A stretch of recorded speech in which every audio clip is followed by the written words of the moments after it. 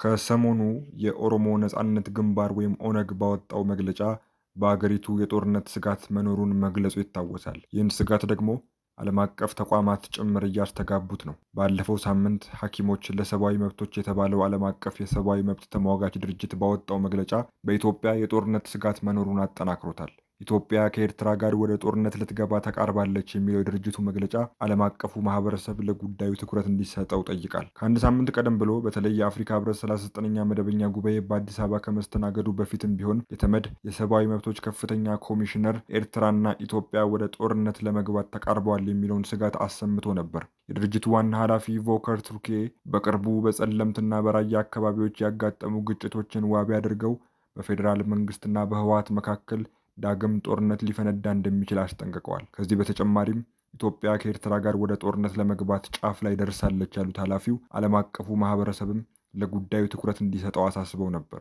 የቮከር ቱርቄ ቃል አቀባይ የሆኑት ራቪና ሻምዳሳኒ በዚያኛው ሳምንት ጄኔቫ ላይ በሰጡት መግለጫ አንዳንድ የስጋት ምልክቶችን ጠቃቅሰው ነበር። ሁለቱ ሀገሮች ጦር እያንቀሳቀሱና እያደራጁ ነው የሚል ሪፖርት እንዳለ አስታውሰው በተለይ የኤርትራ ጦር በኢትዮጵያ ድንበር መገኘቱ የጦርነት ስጋቱን ከፍ እንዳደረገው አመልክተዋል።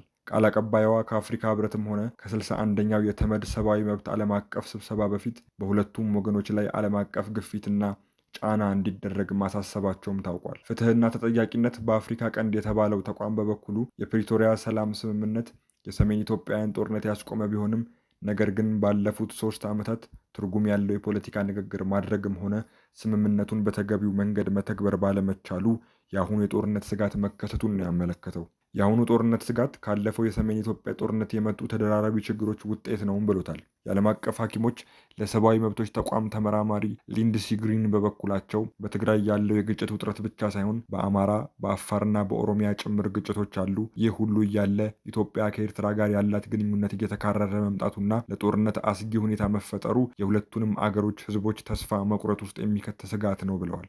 በቀደመው የሰሜን ኢትዮጵያ ጦርነት ወቅት እጅግ ብዙ ሰብአዊና ቁሳዊ ውድመት ሲከሰት ዓለም አቀፉ ማህበረሰብ የሚጠበቅበትን አለማድረጉን፣ አሁን እንደገና አዲስ ጦርነት ከፈነዳ ደግሞ ውድመቱ ቀላል እንደማይሆን ስጋታቸውን በመጠቆም ጦርነቱ ሳይጀመር አንድ ነገር እንዲደረግ አሳስበዋል። የግሎባል ሴንተር ፎር ሪስፖንሲቢሊቲ ቱ ፕሮቴክት ባልደረባዋ ሳራ ሃንተር ጦርነቱ በአንድ ቦታ የማይወሰን መሆኑን አስታውሰዋል። አዲሱ የጦርነት ስጋት መቀስቀሱ ለወትሮም በኢትዮጵያ የተለያዩ ክልሎች የቀጠሉ ግጭቶችን የበለጠ ያባብሳቸዋል። የቀደመው የሰሜን ኢትዮጵያ ጦርነት መፈንዳትን ተከትሎ ከጦርነቱ በራቁ የኢትዮጵያ አካባቢዎች ጭምር ግጭቶች፣ ግድያዎችና ሌሎች የሰብአዊ መብት ጥሰት ወንጀሎች እንዲባባሱና ጠያቂም እንዲያጡ አድርጎ ነበር። አሁንም አዲስ ጦርነት ቢቀሰቀስ መላውን የሀገሪቱን ክፍል የሚነኩ ግጭቶችና የሰብአዊ መብት ጥሰቶች እንደሚስፋፉ ነው የሚያደርገው በማለት አዲስ ጦርነት ተጀመረ ማለት በአንድ ቦታ የሚቆም አደጋ ብቻ አለመሆኑን አብራርተዋል። ከሀገር ቤትም ከዓለም አቀፉ ማህበረሰብም ኢትዮጵያን ለአዲስ ጦርነት የሚጋብዝ ስጋት እየመጣ ነው በሚባልበት በዚህ ወቅት የጦርነቱ ስጋት በተጨባጭም ስጋት ነው ወይ የሚል ጥያቄ የሚያነሱ አንዳንድ ወገኖች አልጠፉም። ከፕሪቶሪያ ሰላም ስምምነት መፈረምና ከሰሜን ኢትዮጵያ ጦርነት መቆም ወዲህ ባለፉት 3 ዓመታት በፌዴራል መንግስትና በህወሓት መካከል ይህ ካልሆነ ወደ ጦርነት ሊገባ ይችላል እያሉ መግለጫ መለዋወጥና ቃላት መወራወር የቀጠለና የተለመደ መሆኑን እነዚሁ ወገኖች ያስታውሳሉ። ዘጌት ብሎ ደግሞ ይህን መሰሉ ወደ ጦርነት ልንገባ እንችላለን የሚል መካሰስና ዛቻ ከኤርትራ መንግስት ጋር ጭምር መፈጠሩን ያስታውሳሉ። ይሁን እንጂ መግለጫውና የቃላት መወራወሩ የፈለገ ቢካረርም የፌዴራል መንግስቱ ከህወሓትም ሆነ ከኤርትራ ጋር ወደ ጦርነት ለመግባት ይችላል የሚለውን የስጋት ትንተና ተጨባጭ እንደማይሆን ይሞግታሉ። ሌሎች በበኩላቸው የቀደመው የጦርነት ውድመትና ያስከተለው ቀውስ ገና ትኩስና ጠባሳውም ያልደረቀ መሆኑን በመጠቆም ከዚያ ወደ ግጭት ይገባሉ የሚባሉ አካላት ይህን በደንብ ስለሚያሰሉ መግባቱን አይሞክሩትም ሲሉ ይገምታሉ። ይህን የሚደግፍ ሀሳብ የሚያንጸባርቁ አንዳንድ ወገኖች ደግሞ የቀደመው ጦርነት ተሳታፊዎች ገና ካለፈው ጦርነት ኪሳራ አለማገገማቸውንና ለዳግም ጦርነት በቂ አቅምና ዝግጅት እንደማይኖራቸው ጠቅሶ ይሞግታሉ።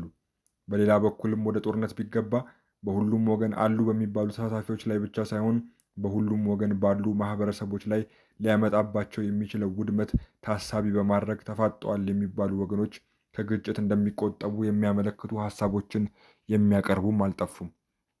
ይሁን እንጂ የጦርነቱ ስጋት ተጨባጭ ነው ወይ የሚለው የወቅቱ አንገብጋቢ ጥያቄ ሆነ ይመስላል። ከዚሁ ጋር በተያያዘ ደግሞ ጦርነቱ ከተነሳሳ በማንና በማን መካከል የሚደረግ ነው የሚሆነው የሚለውም ጎልቶ እየተነሳ ያለ ጥያቄ ነው። ወደ ጦርነት ከተገባ ቀጠናዊ የኃይል አሰላለፍ ሁኔታው ምን አይነት መልክ ይኖረዋል የሚለውም ጉዳይ ቢሆን በሰፊው እየተወያየ ያለ ጉዳይ ነው። ስለዚሁ ጉዳይ ሀሳቡን የተጠየቀው የፖለቲካ ተንታኝና የሕግ ባለሙያው አቶ ዳንኤል ብርሃኔ የግጭቱ ደመና በተጨባጭ መኖሩን የሚያረጋግጥ አስተያየት ለሪፖርተር ጋዜጣ ሰጥቷል። የፌዴራል መንግስት ከትግራይ ጋር በተያያዘ ካለፈው መስከረም ወር ጀምሮ 1/3 ብቻ ነበር በጀት ይልክ የነበረው። አሁን ያለነው የካቲት ላይ ሲሆን ባለፉት 2 ወራት ታህሳስና ጥር ደግሞ ለትግራይ በጀት አልተላከም። ነዳጅ ደግሞ አቶ ጌታቸው ረዳ ከጊዜያዊ አስተዳደሩ መሪነት ከለቀቁ በኋላ ወደ 20 በመቶ ብቻ ነበር ሲላክ የቆየው። ከቅርብ ጊዜ ወዲህ ደግሞ እንደማይላክ ይታወቃል። በማደያ የሚሸጥ ነዳጅ ከቀረ ቆይቷል። ሌላው ፌዴራል መንግስቱ ከህወሓት ወይም ከዶክተር ደብረጽዮን ገብረ ሚካኤል ከሚመሩት ቡድን ጋር የሚያደርጋቸው ግንኙነቶች ከተቋረጡ ከዓመት በላይ አልፏቸዋል። ከህወሓት ቀርቶ ከሌተናል ጄኔራል ታደሰ ወረደ ከሚመሩት ጊዜያዊ አስተዳደር ጋር የሚያደርጋቸው ግንኙነቶችም እስከዚህም ሆነዋል። ሙሉ ለሙሉ ባይቋረጥም ፍሬያማ ግንኙነት በቅርብ ወራት ሲያደርጉ አላየንም። ለመጨረሻ ጊዜ ከሌተናል ጄኔራል ታደሰ ጋር አዲስ አበባ መጥቶ የተደረገ የተባለው ግንኙነትም ውጤታማ አልነበረም ነው የሚባለው። ይህ ሁሉ ባለበት ደግሞ ጸለምት ላይ ግጭት ተፈጠረ። ጸለምት ላይ ብቻ ሳይሆን ራያ ወጅራት ላይም ግጭት ተፈጥሯል። በሁለቱም ግጭቶች ድሮን ከመጠቀም በተጨማሪ በማዕከላዊ ትግራይ እንትጮ ላይ ድሮን ተጠቅሟል። እነዚህ ሁሉ ኃይል ለማሳየት ከሚደረጉ ንግግሮችና እንቅስቃሴዎች ያለፉ ናቸው።